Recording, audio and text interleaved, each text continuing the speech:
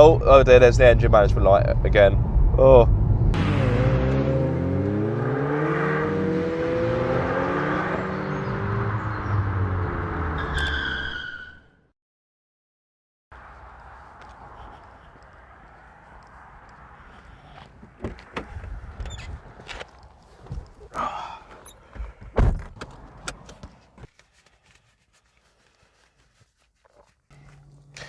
Hello guys, welcome back to Car Obsession and welcome to another point of view video. Although this one is a bit different because of course I'm in one of my very own cars. This is Leona, my Mk1 Seat Leon Cupra R. And yes, the gloves are back. Some of you love them, some of you absolutely hate them. But you know what? I couldn't care less. So come on, give me your comments. I've heard them all before. You're wasting your time. Right, anyway, we're not here. Oh, a bit lumpy. We're not here to talk about my gloves. We are here to talk about Leona.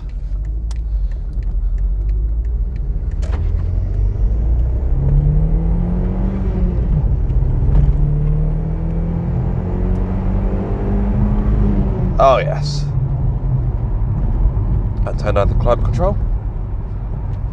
Now my head may be jiggling about a little bit. I do apologise. This is a hot hatch after all, and this road is pretty beaten, so yes, needless to say, my head is moving more than I would like. So for those of you that don't know, I bought this car for just £250. Yes, you heard me right. The previous owner was going to scrap it.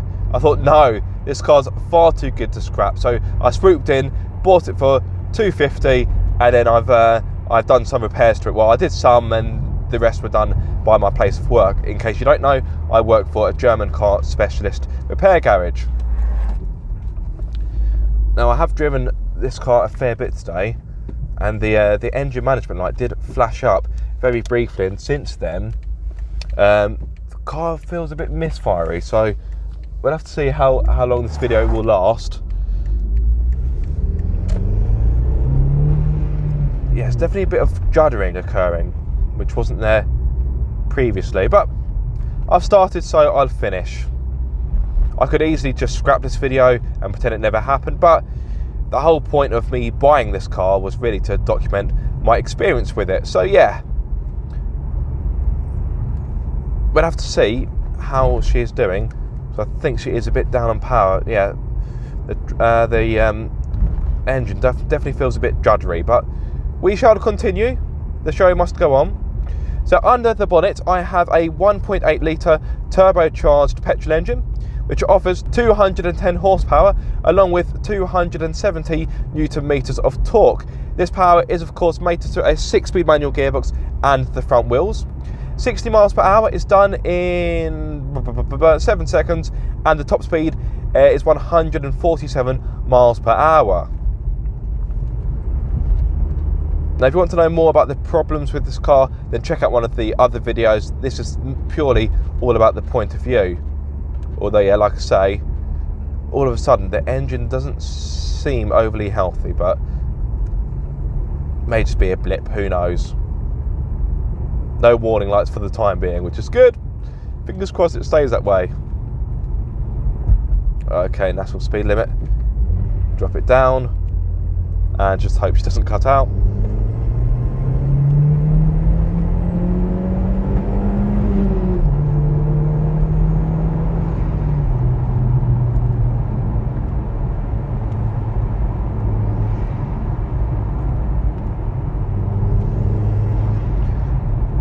So I've wanted to own a Mk1 Cupra R for quite some time and never quite got around to it until now. This is really third time lucky. First time I looked at one, I couldn't get the finance to work because the car was too old. Second time I shied away because of the age of the vehicle, and here we are. Oh, that's nice. Here we are in 2022, and yes, I now own a Mk1. Now, in regards to modifications, I'm not too sure if I'm going to do that, because the idea with this car is to flip it for a profit towards the end of the year. I want to have my fun with it and then sell it on and hopefully get a nice return for it.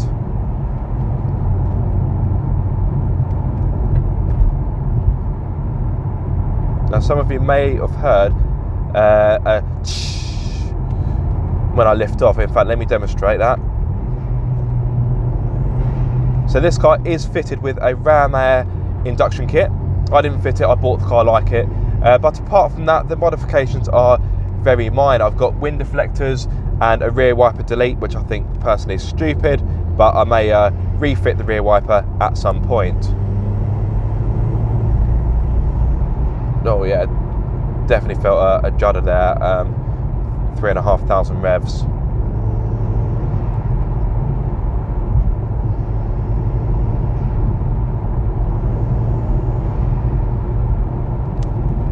Fifth, the gear change is actually quite pleasant. This hasn't got a short shifter or anything, but compared to my Mark II Leona Cupra, when I first bought that, and that had the standard shifter, I would say the Mark 1 actually feels better. It feels a bit more precise, a bit more assured, and maybe a bit shorter. Whereas the Mark II, it just felt a bit long in its action. Not disastrous, but yes, I was very happy when I fitted the short shifter.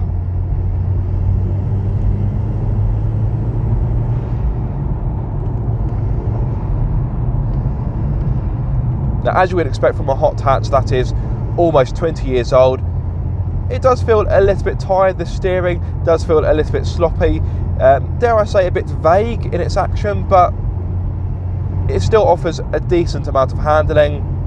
There is a bit of roll from the chassis, but again, you kind of have to expect that, and that can easily be fixed with sorry, let me just adjust myself, there we go. That can easily be fixed with coilovers or lowering springs.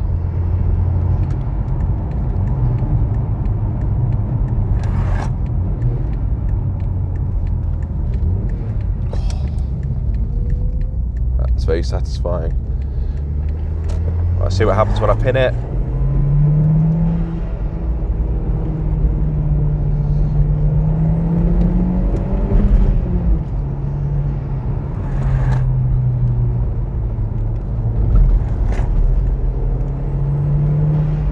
You have to excuse that noise, that's my keys sliding in the door pocket.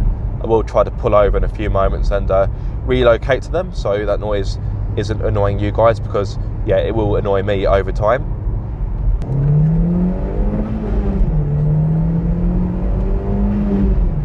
Oh, the engine feels a lot better now. How strange. Maybe a little blip.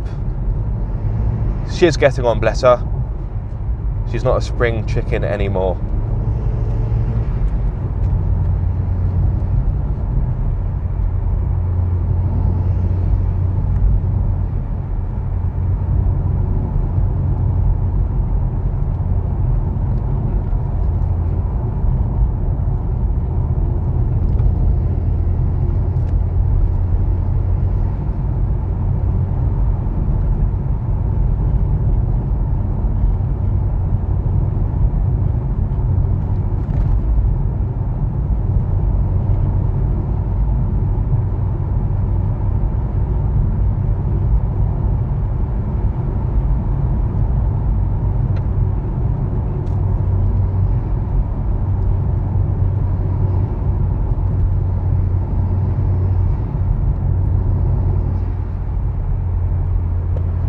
Don't get me wrong, this isn't the most talented hot hatch when it comes to cornering, but the Mark 1 holds its own.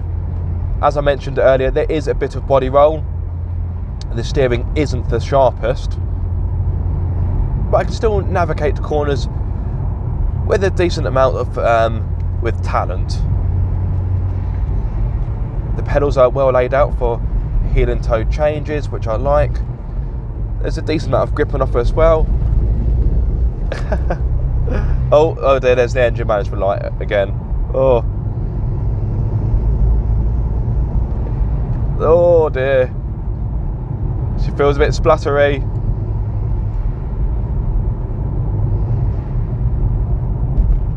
Now, earlier it came on, then went off. So we'll see what happens. Power delivery still feels okay. And there we go, it's gone. Very strange. So I do actually have a Carly device at home, and that would be a good idea for a separate video. Do a code scan to see what's causing that.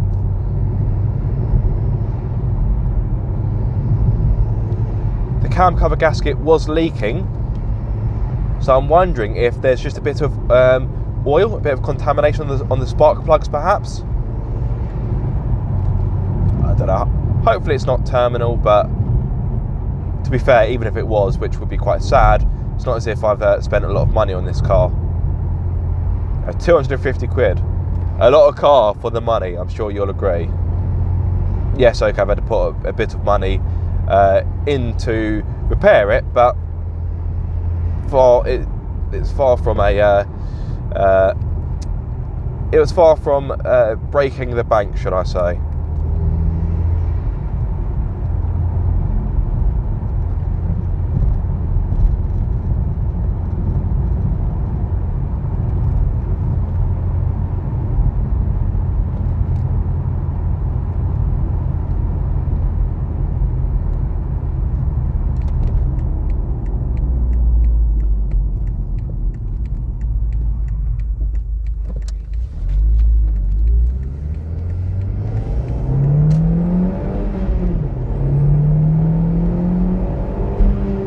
Again, the engine feels normal now. Very strange. Oh.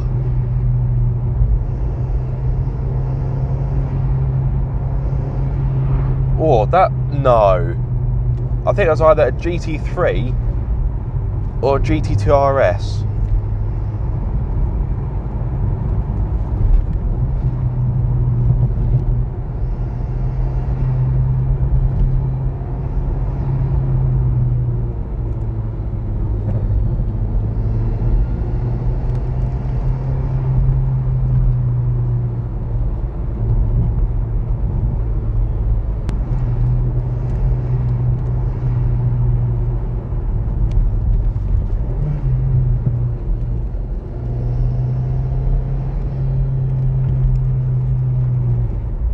Oh, this car's good fun.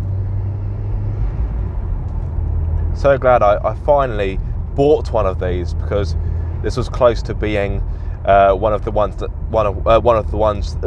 get your words out, Aaron. This was close to being one of the ones that got away.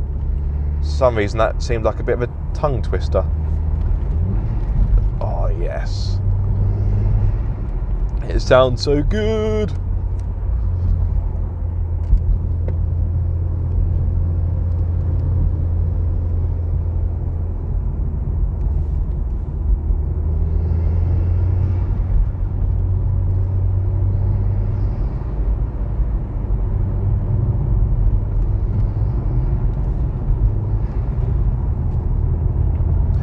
Guys, if there's any content you would like to see with this car, then please do get in touch and I will try my best to make it happen.